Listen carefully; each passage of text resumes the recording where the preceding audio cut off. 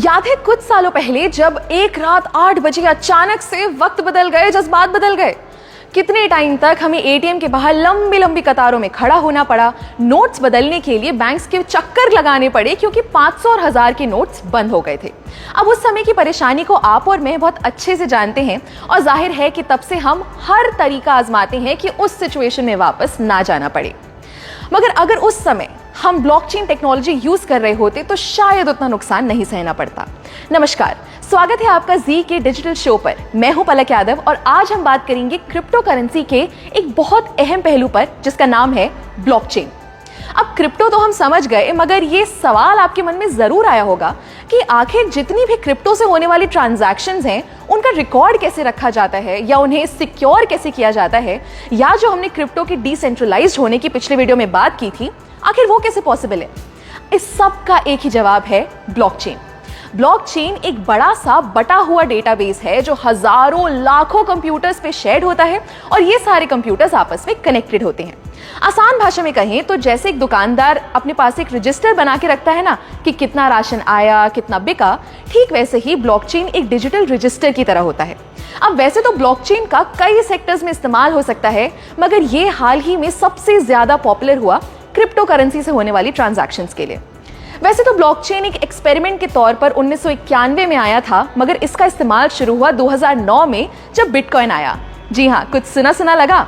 Satoshi Nakamoto ने जब 2009 में बिटकॉइन शुरू किया, तब ही बिटकॉइन के आसपास उन्होंने ब्लॉकचेन का कॉन्सेप्ट यूज किया। चलिए इसको जरा ऐसे समझते हैं।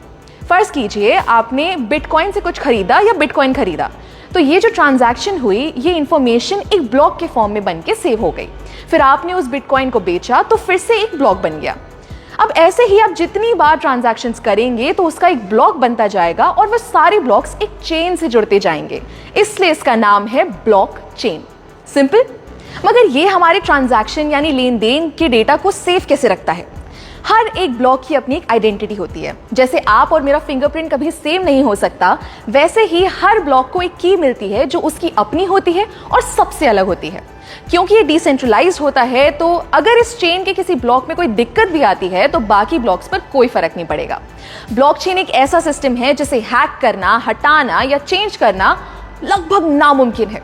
दोस्तों, मानो या ना मानो, ब्लॉकचेन का फ्यूचर बहुत बड़ा है और इसका इस्तेमाल लगभग हर जगह शुरू होने का टाइम दूर नहीं है, क्योंकि इसके बहुत से फायदे हैं। जैसे नंबर 1, क्योंकि डिस्ट्रीब्यूटेड है और इसमें स्टोर्ड जानकारी किसी लाइब्रेरी या सरकारी दफ्तर की तरह एक जगह नहीं रखी जाती, इसको संभालने या मेंटेन करने के लिए किसी मिडिल मैन की जरूरत नहीं है। दूसरा, ब्लॉकचेन एकदम ट्रांसपेरेंट है, यानी आप और मैं कभी भी इसको एक्सेस कर सकते हैं और अपनी ट्रांजैक्शंस पर नजर रख सकते हैं, जिससे फ्रॉड के चांसेस बहुत कम हो जाते हैं।